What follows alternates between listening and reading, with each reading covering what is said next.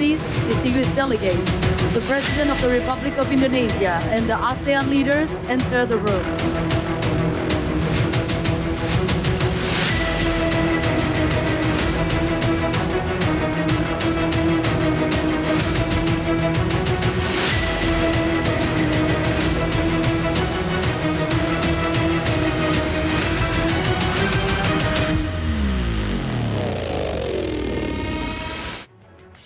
Selamat malam pemirsa, KTT ASEAN 2023 sukses digelar di Jakarta pada bulan September 2023 lalu. Di bidang ekonomi, KTT ASEAN sepakat menguatkan ekosistem kendaraan listrik, memperkuat implementasi penggunaan mata uang lokal dan konektivitas pembayaran antar negara.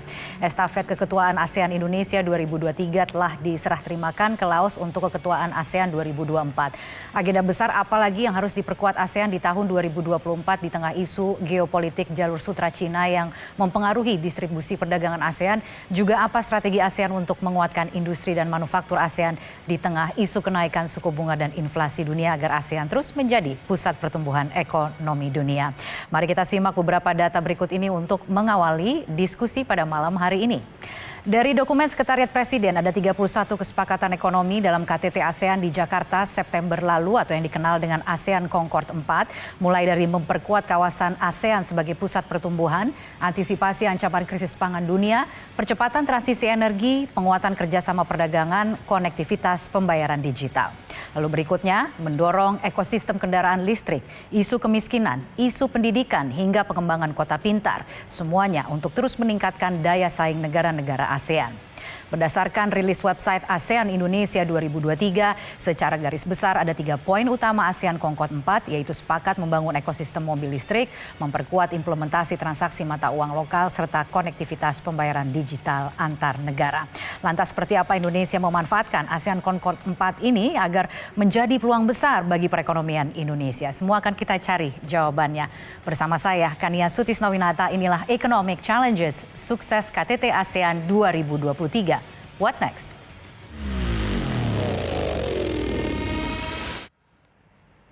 Ya, dan pemirsa, untuk mengupas topik kita pada malam hari ini langsung saja saya akan perkenalkan beberapa narasumber yang sudah hadir bersama saya di kesempatan pada malam hari ini. Pertama-tama sebelah kanan saya terlebih dahulu yang akan saya perkenalkan. Di sini sudah hadir Deputi Bidang Koordinasi Kerjasama Ekonomi Internasional Kemenko Perekonomian Edi Priopambudi. Selamat malam Pak Edi. Selamat malam. Terima kasih telah meluangkan waktu untuk bergabung bersama kami. Kemudian juga ada Ekonom Senior UOB Enrico Tanuwijaya. Selamat malam Pak Enrico. Selamat malam. Terima kasih telah meluangkan waktu. Tidak lupa saya memperkenalkan sisi kiri dari panggung ini.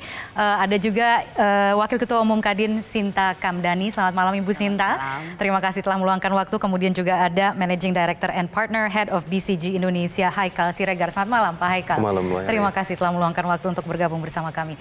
Saya akan langsung ke Pak Edi terlebih dahulu untuk memberikan sedikit gambaran atau apa saja sebenarnya pencapaian dari KTT ASEAN 2023 yang kita ketahui ASEAN Concord 4 menghasilkan 16 poin deklarasi, 3 program aksi, ASEAN Matters, Epicentrum of Growth dan Implementation of ASEAN Outlook on the Indo-Pacific.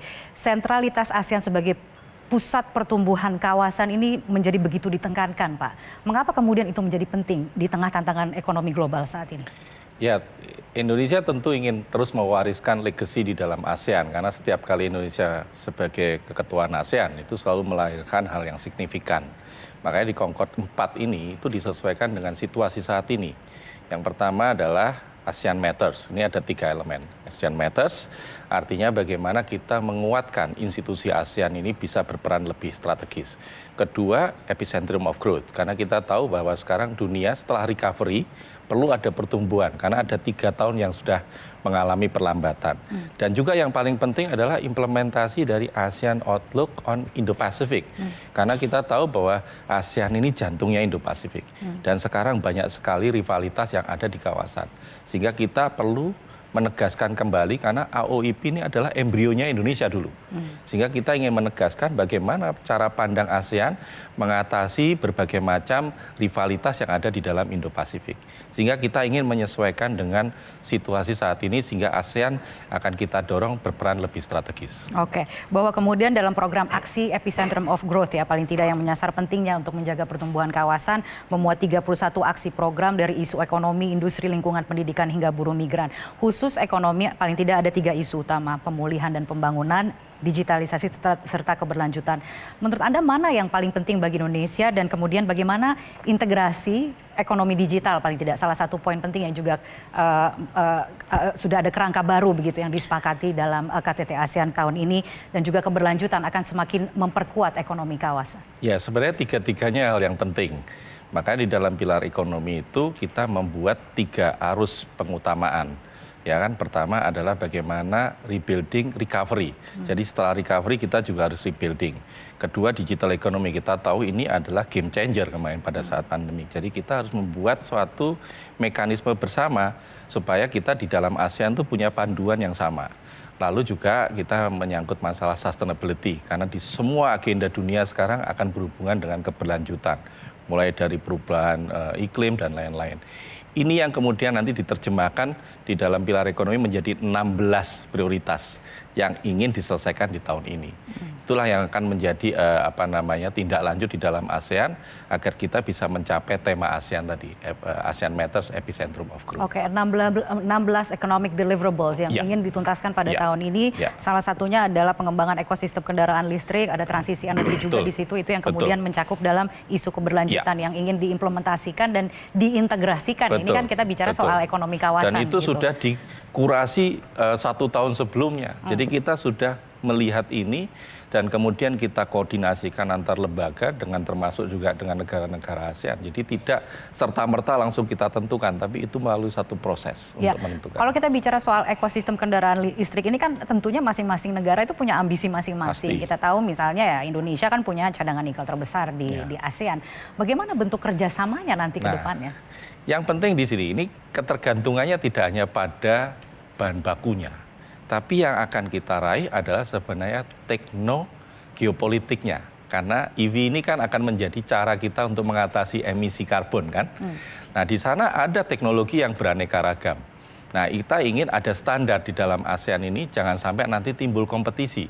Sehingga yang diatur di sini tidak hanya masalah raw materialnya, tapi juga menyangkut infrastrukturnya, bagaimana kebijakannya, bagaimana standarnya, adopsinya.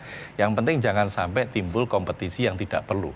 Harus ada sinergi. Kompetisi yang tidak perlu itu seperti apa misalnya? Ya bisa jadi misalnya ada satu negara yang kemudian dia berafiliasi pada satu negara yang lain, nah yang satu lagi berbeda lagi, otomatis dia akan timbul kompetisi. Oke, itu menarik untuk kita bicarakan lebih lanjut, tapi kita beralih dulu ke Ibu Sinta ini sebagai perwakilan dari pengusaha untuk juga mengomentari hasil dari KTT ASEAN tahun ini. Dari perspektif pengusaha, seberapa menguntungkan sebenarnya Concord ASEAN yang keempat ini? Ya, sebenarnya sangat menguntungkan ya. Saya mau spesifik, kalau pengusaha kan ngelihatnya ini persisnya apa sih yang bisa bermanfaat.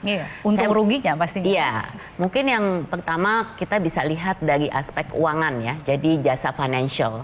Kalau kita lihat kan ada LCS sekarang dengan adanya local currency settlement. Jadi kalau kita lihat dengan penguatan dolar jadi mahal, tentu saja kita mesti ada alternatif. Jadi dengan LCS ini sangat membantu pengusaha dalam melakukan transaksi. Tapi mungkin kita juga mesti lihat ASEAN QR Code. I think that's definitely something very good ya. Karena apa? Karena berarti kita bisa melakukan transaksi berbagai negara hanya dengan QR code. Sekarang kan kita cashless society gitu. Jadi nggak usah bawa-bawa uang tunai kan.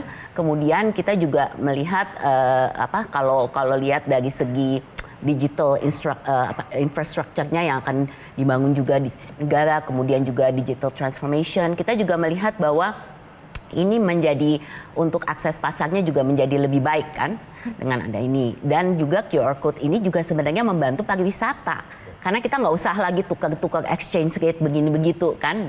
Jadi ini bantu. Kemudian kita juga melihat sangat membantu dari segi akses pembiayaan untuk UMKM. Ini satu topik yang sangat mengental di ASEAN. Jadi kita lihat dari hasil Concord ini juga kalau kita lihat di financing aspeknya ini banyak sekali upaya dengan fintech dengan lain-lain gitu ya. Jadi tapi juga untuk membantu UMKM ini dari segi akses financialnya. Nah, kemudian yang kedua adalah agriculture, food security. Kita tahu dari 9 sembako kita 6 itu kan kita import. Dan ini negara-negara ASEAN ini juga banyak sekali bisa saling membantu ya dari sisi ini. Jadi kalau ada kesepakatan dari segi food security ini, terutama dari segi juga sharing best practice, kita banyak bicara misalnya sama Vietnam dari segi teknologi, productivity dan segala macam. Ini jelas membantu. Kemudian yang ketiga kita juga lihat dari segi konektivitas perdagangan. Kita sudah banyak, ada A3, ada ASEAN Plus. Ini sekarang NTM ini makin besar di masing-masing negara. Jadi perlu ada, kalau kita ngomong RCEP dan lain-lain, ini gimana nih integrasinya gitu kan? Gimana kita bisa memanfaatkan supply chain, regional supply chain ini. Nah, sebagai ini, forum komunikasi. Betul. Jadi ini juga dimulai. suatu yang penting. Kemudian kita juga melihat tadi ekosistem EV. Udah, itu udah pasti lah. Udah pasti. Ya kan? Karena kan nggak cuma Indonesia, negara ASEAN, beberapa negara ASEAN juga melakukan yang sama. Jadi kita menjadi EV hub-nya nih bagaimana ASEAN dengan pasar yang besar ini, kita nggak mau cuma jadi pasar kan, kita juga mau jadi supplier. Jadi ini sesuatu yang penting dan mungkin yang banyak tidak dibicarakan adalah mengenai Blue Economy Framework. Itu benar-benar sebenarnya penting buat Indonesia. Karena ini kita sudah punya Blue Economy Roadmap dari 2021, tapi belum optimal, belum bisa dilaksanakan. Mana yang peluangnya mungkin lebih besar untuk Indonesia saat ini? Dari pengusaha melihatnya seperti apa? Kalau dari itu semua. Dari poin-poin itu yang tadi ini yang saya sebenarnya gini, yang saya sampaikan ini adalah yang menurut kami sangat peluangnya besar. Karena kalau dari ini banyak sekali sebenarnya ya. Dan yang terakhir ini juga mengenai pendidikan. Karena saya rasa perluasan pendidikan ini penting ya. Kita bicara banyak sekali mengenai link and match. Kita bicara mengenai upscaling, reskilling dengan digitalisasi 4.0, otomatisasi. Ini pengaruh kepada jenis pekerjaan kita. Jadi pendidikan menjadi sangat-sangat kunci. Sehingga ini adalah beberapa yang saya sebutkan. Ini yang justru menguntungkan untuk bisa kita segera jalankan. Mungkin Mas Haikal punya pandangan yang berbeda begitu ya. Artinya kalau kita melihat ini kan tadi dari pengusaha dan dari pemerintah juga merasa bahwa apa yang sudah dicapai itu sangat relevan sekali dengan tantangan yang dihadapi saat ini. Tapi bagaimana kemudian tadi peran-peran dari masing-masing negara ini kemudian mewujudkan apa yang sudah disepakati dalam ASEAN Concord 4 ini? Jadi mungkin ASEAN Concord 4 ini actually suatu hal yang memang benar-benar actually sangat penting. Dan saya setuju sekali yang Pak Edi bilang tadi, ini sebagai legacy. Legacy untuk Indonesia. Karena kalau kita lihat nih kan, ASEAN itu ada ASEAN Community Vision. Itu sampai 2025. Sebenarnya Concord 4 ini actually bisa juga menjadi fondasi untuk actually the next 20-year vision gitu. Sampai ASEAN Community Vision 2045. Exactly. So I think pertama adalah itu.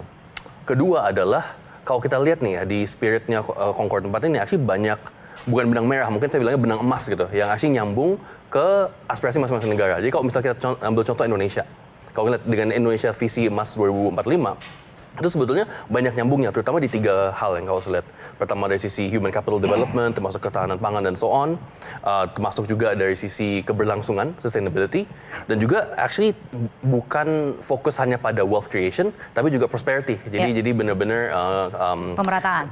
Exactly, yang benar-benar dirasakan oleh semua hal.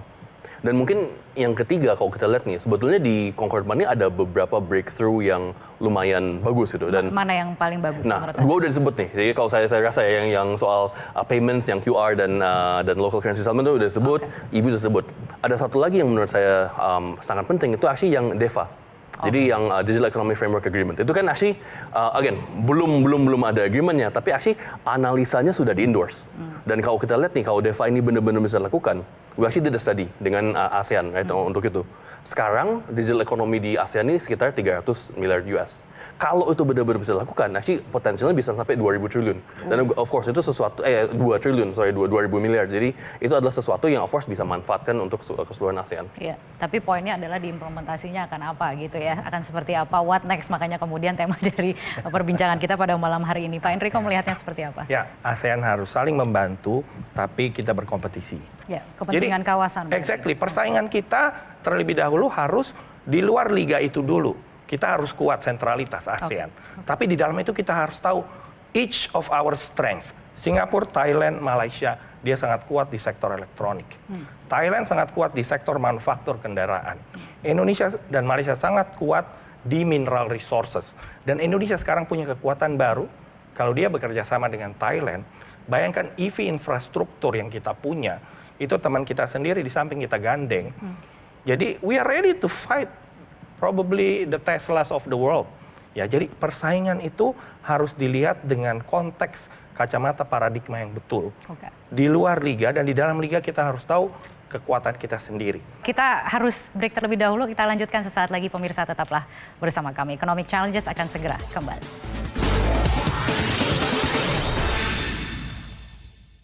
Pemirsa, Anda kembali bergabung bersama kami di Economic Challenges. Kembali kami lanjutkan perbincangannya. Saya ke Pak Enrico terlebih dahulu untuk melanjutkan sedikit saja. Tadi kan sudah sempat disampaikan gitu beberapa poin penting yang mungkin kita harus perhatikan gitu.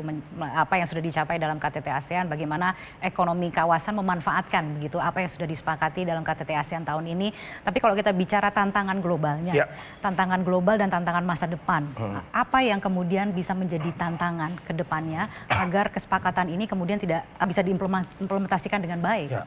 Ya, jadi kalau kita lihat kan ini sudah 3 tahun lebih setelah pandemi.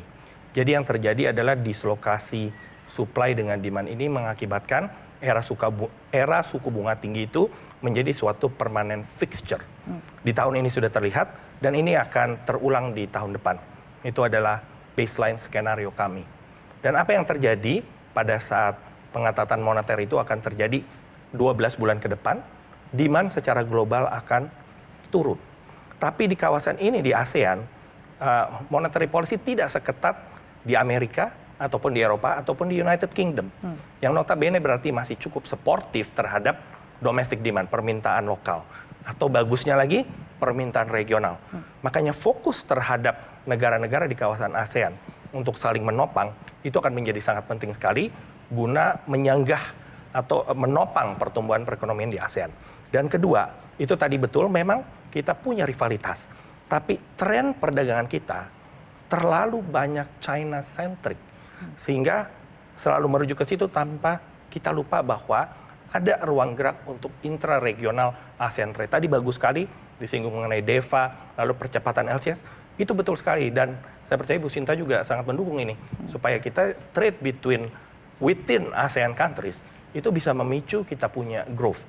Dan tidak melulu mengikuti siklikalitas pertumbuhan ekspor Tiongkok. Dan dengan melakukan itu, domestic demand dan breakage dari siklikalitas ekspor Tiongkok, pertumbuhan kita akan menjadi lebih broad base, lebih tinggi dan bisa lebih sustainable. Kurang lebih seperti itu. Oke, Pak Edi bagaimana melihatnya Pak? Rivalitas antar dua ekonomi besar yang kemudian juga adalah mitra dagang penting untuk kawasan ASEAN untuk masing-masing negara. Sebenarnya bagaimana ASEAN menyikapinya ke depan? Apakah itu termasuk yang dibicarakan? Pada prinsipnya semua negara di dunia itu trader countries, ya, semua berdagang. Nggak ada yang kemudian membuat untuk dirinya sendiri. Pasti ada yang diperdagangkan. Nah, oleh karena itu di ASEAN sekarang yang paling harus kita bangun cepat adalah economy integration. Makanya di dalam ASEAN itu ada High Level Task Force of Economic Integration. Itu kuncinya bagaimana kita mencari konektivitas. Karena di dalam ASEAN itu memiliki modalitas geografi strategis. Kita itu pertemuan dua samudra, pertemuan dua kontinen. Nah, dilewati 60% lebih dari transportasi laut yang melalui Selat Malaka dan lain-lain. Jadi dengan seperti itu, kuncinya adalah bagaimana membangun konektivitas. Ekonomi is about mobility. Tanpa mobilitas, komoditas tidak akan ada hasilnya juga. Nah, disitulah yang kemudian kita dorong. Bagaimana kawan-kawan anggota ASEAN itu memikirkan untuk membangun konektivitas antar kawasan. Jika mempertemukan semua sektor potensial di kawasan itu. Salah satunya tadi dengan digital ekonomi. Makanya Indonesia mendorong DEVA ini dilakukan perundingannya mulai tahun ini. Padahal biasanya dicari tahun istimewa 2025, 2030. Nah, kita buat itu dimulai supaya nanti segera di launching. Sehingga ini akan menjadi pedoman untuk ASEAN ketika kita juga nanti berkomunikasi dengan negara lain, sudah ada pedoman di ASEAN. Poin-poin apa yang akan dibahas di dalam kerangka? Pertama tentu standar. Ya, standar itu paling penting karena kita mempunyai perjanjian perdagangan bebas, kalau standarnya beda tetap aja nggak bisa connect sama compatibility-nya. Kedua adalah aturan mainnya. Kan kita tahu di negara ASEAN juga prinsip kebijakannya berbeda-beda. Nah, ini yang semua harus dipadukan, diharmonisasi. Mencari titik temunya di mana. Sehingga akhirnya yang diunggulkan di sini adalah keunggulannya masing-masing, kelebihannya masing-masing. Ya, tadi untuk menjembatani supaya kompetisi itu menjadi kompetisi yang saling produktif. untuk bisa saling menyambung. Tanpa kompetisi juga nggak seru kan. Ya, jadi tetap harus ada kompetisi supaya ada produktivitas yang meningkat di situ. Oke, tapi kalau kita bicara soal mitra dagang dan juga soal investasi, kan persaingan itu kan juga ada misalnya bagaimana meraih investasi untuk masuk ke negara masing-masing gitu. Seberapa atraktif sebenarnya kawasan ASEAN untuk saat ini, Pak Enrico? Atau mungkin Pak Edi terlebih dahulu? Mungkin kita harus lihat faktanya. Faktanya intra-trade di dalam ASEAN itu dan intra-investmentnya itu belum signifikan. Nah itulah kenapa kita butuh economic integration. Nah kita memang perlu menggandeng mitra dialog negara lain untuk kemudian menjadi bagian dari ASEAN. Tapi di dalamnya sendiri ini harus nyambung. Artinya kalau satu negara membuat suatu perencanaan pembangunan, ya itu paling tidak bicara dong sama sebelahnya. Nah itu supaya apa? Terjadi integrasi. Sehingga biaya menyambungkan nanti tidak terlalu mahal. Biaya logistiknya menjadi tidak mahal. Pak Enrico, ada tambahan? Setuju. Jadi yang diperlukan kan memang suatu willpower ya untuk kita maju ke integration. Dan 2015 itu kita sudah resmi masuk di untuk kawasan ekonomi ASEAN EEC. Nah, tapi so far kalau kita lihat progresnya, memang lebih banyak itu kita lihat yang lebih menguntungkan untuk saya nggak salah. Tapi itu sebenarnya when we realize kalau kita bekerja sama dengan area relatif competitiveness kita dan kita sambung-sambungkan, lalu kita ekspor mungkin ke pasar global, itu sebenarnya the net benefit itu akan menjadi lebih besar. Ya, ini secara teori makro. Tapi memang tidak dapat disangkal bahwa kalau kita menuju seperti Uni Eropa contohnya, unifikasi fiskal, tentunya tidak akan bisa. Karena itu tidak luas. Nah, itu saya kasih contoh. Nah, jadi yang hal-hal itu kita harus tahu. Di mana kita bisa kerjasama, di mana totally independency of monetary policy atau fiscal policy tidak boleh disentuh. Nah, kita mulai dulu dari ruang digitalisasi nih yang sekarang kemudian digaung-gaungkan. Saya nanti akan beralih ke Bu Sinta dan juga Pak Haikal, tapi kita harus jeda terlebih dahulu. Akan kita lanjutkan sesaat lagi. Pemirsa tetaplah bersama kami. Ya, pemirsa, Anda kembali bergabung bersama kami. Kembali kami lanjutkan. Saya ingin ke Bu Sinta kalau begitu untuk ikut juga memberikan pendapatnya begitu. Kalau tadi sempat disinggung soal konektivitas, bagaimana membangun kerjasama regional yang lebih erat lagi di bidang perdagangan. Kita ingin bicara soal kapasitas industri kita, gitu. Terutama untuk kawasan ASEAN itu seperti apa kondisinya sekarang dan bagaimana Indonesia bisa menangkap peluang yang ada saat ini. Ya, jadi kalau kita lihat negara-negara ASEAN kita tidak bisa sama ratakan ya. Jadi ada yang lebih baik, ada yang lebih buruk. Contohnya Vietnam sebenarnya 7-8 bulan terakhir dia sudah kontraksi gitu loh. Jadi kita sangat ketergantungan kepada ekspor manufaktur itu sangat besar negara-negara ASEAN. Nah, ini untuk pertama kalinya setelah 25 bulan itu PMI ASEAN itu kontraksi 49,5. Nah, Indonesia ini sebenarnya untung karena kita masih positif ya 51 kalau nggak salah kita. Ini karena kita juga sangat kepada domestic market kita. Tapi ini semua disebabkan karena kita ketergantungan negara-negara ASEAN ini kepada global situation. Nah, terutama spesifik negara lah kita. Ada mitra dagang tertentu. Iya, ya itu sangat besar ya. Tapi ini benar-benar menimbulkan ini yang menjadi harus perhatian gitu. Jadi dalam keadaan yang sulit, biasanya kemudian perhatiannya adalah kita dulu nih.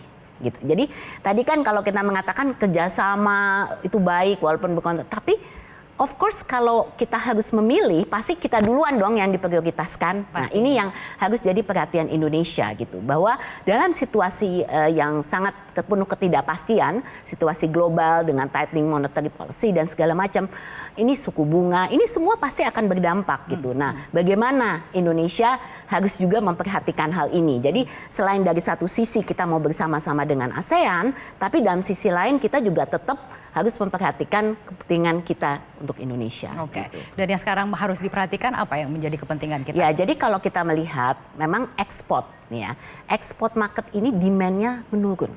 Terutama untuk seperti textile, garment ya, pada karya kita sepatu menurun sekali. Nah, ini kan gini, pada akhirnya tetap ekspor itu mesti terjadi kan. Jadi pie-nya ini mungkin lebih mengecil sehingga tergantung nih siapa yang dapat bagian dari pie itu kan gitu. Nah, ini yang jadi kita di dalam satu sisi kita tetap berkompetisi. Jadi semua menurun pasti, tapi siapa yang dapat duluan gitu kan. Nah, ini yang kami melihat bahwa memang dari segi demand ekspor ini masih sangat akan cukup menantang. Ya, menantang. Saya rasa kedepannya akan seperti itu. Jadi memang kita harus memperhatikan bagaimana kemudian how do we have to prepare gitu loh. Dan ini mungkin salah satu yang kami selalu mengguyurkan dari kondisi domestik market kita sendiri. Memang kita beruntung gitu kan punya domestic market yang besar, tapi kan daya beli juga jadi kunci gitu loh. Ya kan pada saat kita tergantung kepada domestic market ini jangan sampai kemudian mempengaruhi. Nah, ini kita melihat banyak sekali situasi sebenarnya pemerintah juga kita mau masuk tahun pemilu dan segala macamnya. Of course banyak sekali ya unsur-unsur elemen faktor-faktor eksternal juga yang harus menjadi perhatian. Masih tetap harus diantisipasi. Tapi kalau kita bicara soal sektor BCG kalau tidak salah ada ya catatannya mengenai sektor-sektor mana sih sebenarnya sekarang yang lagi naik daun dan yang ke depan itu bisa berpeluang dan bisa menjadi peluang besar juga bagi Indonesia. Benar. Jadi kalau kita lihat nih sektor-sektor ini actually very the average. Jadi kalau kita bandingkan misalnya pertengahan tahun pertama tahun 2023 ini sama pertengahan tahun pertama 2022, kita lihat nih ekspor dari Asia Tenggara ke main trading partner, ke number one trading partner di Asia Tenggara kan ke China. Itu actually winners and losersnya beda sekali. Karena kalau kita lihat misalnya precious metals atau processed nickel, itu growth-nya 60%, 400% gitu. It's actually massive. Sedangkan kalau misalnya kita lihat untuk beberapa kategori misalnya electrical machinery, chemicals, plastics, itu actually drop-nya lumayan besar. Itu actually in the high double digits. Jadi very the average view. Jadi benar-benar harus dilihat nih siapa yang winners and losers-nya. But maybe kalau boleh tambah satu poin aja, ini kan in the short and in the medium term. In the long term, actually BCG still has a very positive view on ASEAN. Karena we built a global trade model. Tapi sektor-sektornya akan yang itu saja gitu yang akan mengalami pertumbuhan atau akan seperti apa pergeserannya? Sektor-sektornya pasti akan di average juga. Jadi memang kedepannya itu ekonomi di masa depan dan ekonomi di masa sekarang itu pasti harus berubah gitu on that one. Salah satunya isu keberlanjutan tentunya ya. Exactly. Isu keberlanjutan. Kita kembali lagi ke Pak Enrico kalau begitu untuk mengomentari soal isu keberlanjutan. Ini sesuatu yang memang perlu diantisipasi ke depan dan semua harus bergerak. Tapi bagaimana melihat persiapan dari masing-masing negara di kawasan ASEAN, terutama kalau kita bicara dalam konteks kembali lagi bagaimana membangun ekosistem kendaraan listrik gitu yang juga digaungkan. Seperti apa Pak Enrico? Jadi kalau kita lihat mungkin secara rata kebergantungan kita terhadap misalkan bahan bakar atau bahan baku untuk menggenerasi power atau energi itu lebih banyak batu bara atau minyak bumi ataupun gas alam. Itu nggak dapat dipungkiri karena investasi tersebut sudah dilakukan berpuluh-puluh tahun yang lalu. Jadi tidak semudah membalikan telapak tangan untuk kita bilang kita langsung transisi ya bersih. Jadi kuncinya sebenarnya menurut saya adalah striking the balance while we transition into cleaner energy. Kita harus bisa. Negara mana yang sekarang lebih maju menurut Anda? Di dalam ASEAN. Kalau di dalam ASEAN menurut saya ya tentunya mungkin Singapura. Bahkan Laos itu tanpa disangka mereka sudah punya hydropower base untuk electricity. Itu bahkan Singapura juga beli dari mereka. Nah, jadi negara kita itu kan sebenarnya beragam. Dan Indonesia itu sebenarnya yang paling promising. Karena dan kita juga yang paling kaya. Betul sekali, betul sekali. Kita tuh punya semuanya sebenarnya. Air, power, solar, geothermal, lalu windmill, untuk ini isu yang dekat di hati, wind turbine, di hatinya Mas Sinta. Pasti. Jadi buat saya kalau angka terakhir yang saya lihat itu meskipun secara proporsi Indonesia punya batu bara base power generator itu di bawah Tiongkok, tapi kita arahnya tuh belum menurun. Jadi belum bergeser ke cleaner energy atau pergeserannya itu sangat kecil sekali. Nah, isu ini penting karena kita butuh energi untuk tumbuh secara ekonomi. Baik itu untuk nanti downstreaming, untuk melakukan digital transformation, ataupun juga untuk melakukan nantinya optimalisasi infrastruktur kendaraan-kendaraan EV atau lain sebagainya. Jadi semua butuh energi untuk pertumbuhan ekonomi yang lebih tinggi. Termasuk industri manufaktur. Termasuk industri manufaktur. Pastinya. Pak Edi mungkin punya resepnya kalau untuk hal ini. Konkretnya akan seperti apa, Pak? Ya, sebelumnya saya sampaikan, mau tidak mau, suka tidak suka, ke depan semua produksi itu harus berorientasi pada hijau. Ya kan? Karena itu ada standar yang sudah mulai dibuat ke sana. Sama kayak badan kita, kalau kita selalu konsumsi makanan sehat, ya otomatis akan tetap sehat. Nah, oleh karena itu, sekarang yang kita pikirkan adalah dari sisi energi. Di ASEAN juga udah kita bahas masalah energi transisi. Di Indonesia sendiri perkembangannya seperti apa? Kita sekarang sudah melakukan identifikasi semua sumber yang tadi dikatakan, mulai dari hydropower, hidrogen, geothermal, blue ammonia, semua udah kita buat. Yang penting sekarang adalah membawa teknologi itu ke sini. Oke. Ya kan? Ketika teknologi akan dibawa ke sini berarti kan butuh kesiapan. Mulai dari SDM-nya, mulai dari kebijakannya juga yang utama, dan juga bagaimana nanti penerapannya. Willingness-nya juga, ya kan? Semuanya harus dibuat dalam satu level yang sama. Nah, ini yang sekarang akan kita dorong. Termasuk bagaimana nanti industri itu juga harus diversifikasi. Karena Indonesia nggak mungkin akan bergantung pada konsumsi, apalagi kalau ke Indonesia emas hanya bergantung konsumsi, tidak cukup mesin. Dan kemudian tadi analisa dari BCG juga harus pindah ke produksi. Betul. Nah, sehingga disitulah kemudian muncul diversifikasi industri. Tapi diversifikasi industri pasti butuh energi. Nah, energinya bisa hijau tidak? Nah, itu yang sekarang harus disiapkan. Planningnya harus sama. Ketika kita merancang energi, maka industri yang menyerap akan di mana. Sehingga kita akan selalu komit ketika diajak berinteraksi dengan dunia luar, ada standar terkait dengan energi hijau, kita siap. Oke, tapi untuk planningnya sendiri kalau kita bicara kawasan gitu, bagaimana Indonesia tidak ketinggalan dengan negara-negara yang lain? Atau seperti apa sebenarnya yang kemudian sedang dirancang oleh Indonesia dalam konteks transisi energi tadi? Sekarang sudah ada plottingnya ya, seperti Kalimantan, ini kan resource untuk green energy kan luar biasa besar. Kemudian di kawasan timur itu solar panel, karena di sana kan sinar mataharinya kan jauh lebih kuat. Jadi sudah mulai ada pemetaan ke sana. Bahkan sekarang ada mitra juga dari negara lain yang sudah sangat tertarik dan sudah siap berinvestasi untuk Indonesia. Ini yang paling penting adalah gerak kita sama untuk mengarah ke sana. Konsensus agreement-nya harus ada. Harus ada, begitu. Iya. Pembiayaannya juga tidak masalah ya Pak Enrico ya? Pembiayaan menurut saya akan jadi menarik. Akan menarik ya. Bu Sinta, nanti mungkin bisa mengomentari soal ini, tapi kita harus jeda terlebih dahulu. Dan pemirsa, sesaat lagi Economic Challenges akan segera kembali. Ya, pemirsa, Anda kembali bergabung bersama kami. Bu Sinta, melanjutkan tadi apa yang sudah kita bicarakan, transisi energi ini menjadi landasan yang penting. Dan dari pengusaha tentunya juga menunggu-nunggu begitu ya. Artinya pengusaha sendiri siap untuk melaksanakan atau mengimplementasikan transisi yang dibutuhkan untuk menyongsong saya rasa ekonomi ini masa depan. kalau topik transisi energi bisa topik tersendiri ya kan ya. Tapi prinsipnya tentu saja kita tahu bahwa transisi energi ini harus terjadi, dan memang kalau untuk Indonesia sendiri kan kita memang masih sangat fossil fuel base ya. Jadi pembangkit kita juga masih mayoritas masih batu bara. Jadi kita makanya selalu bicara soal early retirement, bagaimana bisa mempensiunkan dini. Nah, ini yang masalah energi transisi ini sebenarnya ada lebih banyak di situ. Jadi kita dalam satu Phasing sisi out, mau akselerasi EBT, tapi kan kita juga mesti melihat gitu loh, bagaimana nih mempensiunkan dini batu bara.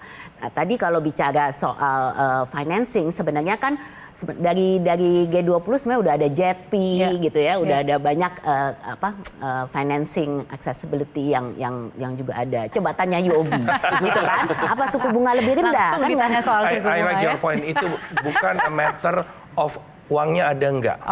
Tapi kita harus ngerti, transisi energi itu punya karakteristik high fixed cost investment, tapi over time dia akan turun bahkan mendekati zero. Problemnya adalah di dalam mensubsidi high fixed cost ini, ada negara yang mampu mensubsidi lebih besar sehingga para user itu tidak berasa naik tarif listrik, tarif gas. Tapi ada negara yang belum bisa sehingga harus di pass down. Dan pass down itu kita harus minimalisasi dengan cara mungkin JETP ataupun G2G. Nah itu yang penting. Dan jadi dua hal aja yang saya sebenarnya mau tekankan. Saya setuju banget dengan Bu Sinta. Jadi bukan masalah availability of funding, is the cost of funding. The cost of fund. Saya ingin ke Pak Edi kalau begitu. Tadi kan Pak Edi sempat mengatakan salah satu tantangan terbesar lainnya itu adalah soal transfer of technology begitu. Nah ini ada negara tertentu yang bisa menjadi kiblat kita? Sudah ada. Jadi saya tidak mendahului pengumumannya, tapi kami sekarang sudah sangat dekat untuk membahas ini, karena pembiayaan. Satu negara, berapa negara, Pak? Ada beberapa negara. Oh, ada beberapa negara. Karena kita juga ingin segera mengimplementasikan. Tapi investasi ini atau pembiayaan ini kan kaitan dengan investasi. Investasi yang utama adalah konsistensi policy. Jadi kita harus menyediakan kebijakan yang konsisten supaya dia juga mempunyai keyakinan ketika dia akan berinvestasi di sini. Itu yang utama sebenarnya kami baca dari mereka. Apalagi energi transisi ini tidak murah kalau itu berhubungan dengan teknologi di awal. Nah, sehingga sekarang saya senang kenapa ketika kita berinteraksi dengan para ahli. Di Indonesia itu ahli tentang energy transition luar biasa banyak. Dan mereka sudah punya gagasan bahkan untuk biofuel. Sebagai negara produsen kelapa sawit terbesar, kita sudah uji coba biofuel untuk aftur. Kita bisa bayangkan berarti nanti Indonesia bisa menjadi salah satu produsen aftur yang lebih ramah lingkungan kan ke dunia. Nah, ini semua membutuhkan suatu implementasi teknologi dan ini kita mengajak negara lain investasi dalam pengertian adopsi teknologinya. Yang kita sediakan apa? Konsistensi polisinya. Jadi pemerintah harus memfasilitasi agar kebijakannya itu konsisten. Ya, sehingga tidak terjadi ya sifatnya mendadak-mendadak yang membuat mereka menjadi bingung akhirnya. Tapi dari sekian banyak kiblat itu artinya kan diversifikasi ya. Kita bicara mitra dagang dan juga kiblat dari transfer of technology dan lain sebagainya itu dikatakan ada baiknya kemudian tidak hanya bergantung kepada satu negara begitu misalnya. Betul. Itu bisa dipastikan seperti itu, Pak? Makanya sustainability itu tidak hanya pada komoditasnya, tapi kebijakannya juga harus sustain. Keberlanjutannya ada dari setiap saat. Mungkin permasalahannya Nania adalah kecepatan, ya kan? Kalau namanya mau nagih investasi, cepet-cepetan kan? Jadi tidak tadi soal cost-nya lebih murah, tapi juga cepat, mau cepat. Nah, ya itulah kadang-kadang banyak negara punya teknologi, tapi siapa yang paling cepat bisa investasi itu juga another point, ya kan? Ya seperti itu, Pak Edi. Siapa yang lebih duluan begitu yang kemudian bisa mendapat peluang lebih besar. Dan makanya kan itu kita hitung karena investasi itu juga harus membutuhkan kepastian di sana. Berapa untung yang dihasilkan? Pastilah itu. Soal cost of fund tadi Anda bisa mengomentari? Di situ sudah ada pembahasan sampai nanti ke tingkat bagaimana ketika kita mengganti sebuah energi dengan energi yang baru, maka akan ada berapa biaya yang harus dikeluarkan untuk itu. BCG, Anda punya catatan apa soal transisi energi? Seberapa besar peluang ASEAN untuk bisa mengimplementasikannya dalam waktu dekat? Satu, peluangnya sangat besar. Tapi mungkin kalau saya boleh ada 2 catatan tambahan. Karena kan kadang-kadang ada investasi di transisi energi yang nggak bankable. Contoh, renewable energy buat Indonesia potensinya sangat besar. Masalahnya lokasinya dengan demand-nya itu beda. Jadi kadang-kadang butuh transmisi nih, yang investmentnya besar sekali, tapi how to fund it kalau itu nggak bankable. Jadi pertama adalah itu. Kedua adalah yang persis Bu Sinta bilang, kita nggak bisa pungkiri bahwa ekonomi kita selama ini memang bergantung pada hydrocarbons. Pertanyaannya adalah ketika kita melakukan transisi energi, bagaimana kita memastikan bahwa itu suatu transisi yang berkeadilan. Jadi bagaimana dengan komunitas-komunitas yang misalnya di mining towns atau orang-orang yang bekerja pada industri yang nggak lagi relevan itu actually juga dilakukan. Kita namakan just transition. Just transition, exactly. Dan itu butuh investment juga. Jadi 2 hal ini penting, baik yang connecting maupun actually yang just transition itu. Memang tidak semudah begitu ya. Artinya Pak Enrique kalau kita melihat ini kan sudah mendekati akhir dari perbincangan kita, kembali lagi ke soal kesepakatan yang sudah tertuang dalam ASEAN Accord 4 ini, bagaimana kemudian Indonesia bisa memanfaatkan peluang yang ada dan tentunya menjaga pertumbuhan ekonomi kawasan karena ekonomi Indonesia juga termasuk yang paling besar di ASEAN. Nah, Indonesia kan seperti kita semua ketahui, kita punya proposisi itu 2 yang susah untuk ditandingi. Ya, kita itu punya large base itu pertama bisa digunakan untuk manufacturing hub dulu yang butuh energi dan sesudahnya pun mereka kalaupun mau jual ke konsumennya lagi-lagi jatuhnya ke pangkuan kita lagi dan butuh energi lagi. Jadi benar-benar tadi setuju dengan Pak Edi bahwa sustainability in policy, funding accessibility dan at the right price dan juga at a very efficient investment dan lain sebagainya itu akan menjadi kunci penting sekali, bukan cuma untuk Indonesia sih. Ada satu juga yang kemudian diuntungkan adalah soal bagaimana kalau kita bicara soal ekonomi digital ada peran e-commerce dan bagaimana UMKM kemudian juga bisa ikut berkontribusi dan ikut berdagang antar negara. Seperti apa Pak Edi rancangan? Saya meluruskan, yang kita dorong di sini adalah LCT, transaction. Bukan S ya, bukan settlement dulu. Karena memang ini kan kita buat untuk yang transaksi di bawah $100. Tujuannya adalah untuk mempercepat akses kepada UMKM. Nah, sehingga karena kita sudah di era yang lebih efisien, lebih effortless gitu ya, sehingga di dalam transaksi di negara-negara ASEAN itu bisa lebih cepat menggunakan yang tadi interoperability menggunakan QR, sehingga akan lebih mudah, tidak lagi harus menggunakan beban untuk tambahan biaya perpindahan, konversi uang dan lain-lain. Dan yang paling utama adalah apa? Transaksi antar UKM cepat. Nah itu yang akan kita buat. Ini lintas negara berarti kan? Betul. Nah oleh karena itu kan sudah dibuat kesepakatan ketika leaders bertemu di Labuan Bajo, kemudian ditindaklanjuti kemarin di KTT, dan sekarang di Indonesia sudah ada task force-nya yang juga disosialisasikan. Makanya Indonesia melalui Bank Indonesia sekarang mempromosikan ini, dan kita sudah menindaklanjuti dengan Thailand, Malaysia sebentar lagi akan juga bergabung negara yang lain. Kita harapkan paling tidak the Big Five sudah ada masuk di dalam koneksi itu. Oke. Jadi ini sangat menjanjikan sekali. Yang penting sekarang implementasinya ke depan akan seperti apa. Seputar UMKM ini juga menguntungkan. Bagaimana kemudian salah satu pertanyaan besarnya adalah menjaga pasar Indonesia. Begitu kita bicara mengenai e-commerce gitu yang sekarang ini banyak dibicarakan. Bu Sinta melihatnya seperti apa? Bagaimana menjaga UMKM ini bisa tetap berdaya saing? Ya, jelas. Jadi ini harus kita perhatikan. E-commerce ini jelas merupakan suatu platform bagi UMKM. Kita juga punya kebetulan Kadin punya program Wiki Wirausaha khusus untuk fokuskan UMKM, dan kita juga membantu daripada tidak hanya peningkatan kapasitas UMKM tapi juga penetrasi market untuk UMKM melalui digital commerce juga. Tapi mungkin juga yang paling penting adalah UMKM ini kan perlu pembimbingan. Jadi kita jangan melihat hanya dari aspek perdagangannya saja, tapi juga kesiapan daripada produk-produk UMKM kita gitu. Jadi kalau UMKM itu perlu ekosistem enabler end to end gitu. Jadi kita nggak bisa cuma ngelihat dari aspek satu e-commerce gitu kan.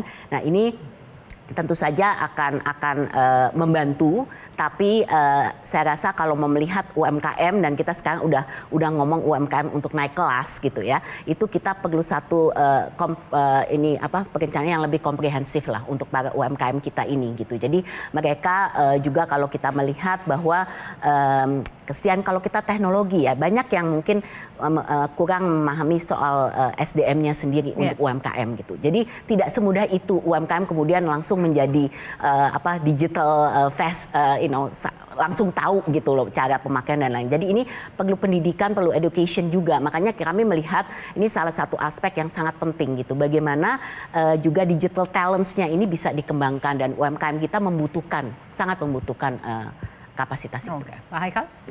I think semua poinnya udah tercover very well. But maybe kalau saya boleh tambah tuh actually impact-nya apa? Karena we did a global trade model. Kalau semua ini bisa berjalan, cuma ASEAN itu actually bisa yang paling menang. Karena kalau kita lihat nih 2021 sampai 2031, projection-nya global trade 2,5%. Kalau semua yang bisa dijalankan, actually intra-ASEAN trade, jadi ASEAN trade di dalam ASEAN sendiri itu actually bisa growing di 5%. Lebih cepat dari actually trade dengan China 4% atau trade dengan dunia barat 3,5%. So it's a big value at stake yang Oke, Pak Enrico untuk Setuju. menutup. Jadi sentralitas ASEAN, kestabilan politik dan ekonomi menurut saya adalah kunci untuk memastikan langkah transformasi struktural bersama ini, jadi itu membawa pertumbuhan ekonomi yang lebih tinggi, lebih berkesinambungan untuk bersama sih. Oke, baik. Terima kasih sekali lagi Bapak-Bapak dan Ibu Sinta telah bergabung bersama kami dalam Economic Challenges. Selamat malam, terima kasih sekali lagi telah bergabung bersama kami. Serangkaian agenda di meja diplomasi sudah meletakkan fondasi yang kuat bagi ASEAN dalam menghadapi tantangan yang akan datang, memastikan ASEAN menjadi pusat pertumbuhan ekonomi dunia serta mewujudkan Indo-Pasifik sebagai kawasan yang aman dan damai dan tentunya sejahtera. Tentunya ini tergantung apakah kita semua mampu melaksanakan dan juga menjaga kesepakatan yang telah dicapai. Saya Kania Sutisnawinata, terima kasih sekali lagi atas perhatian Anda. Sampai jumpa.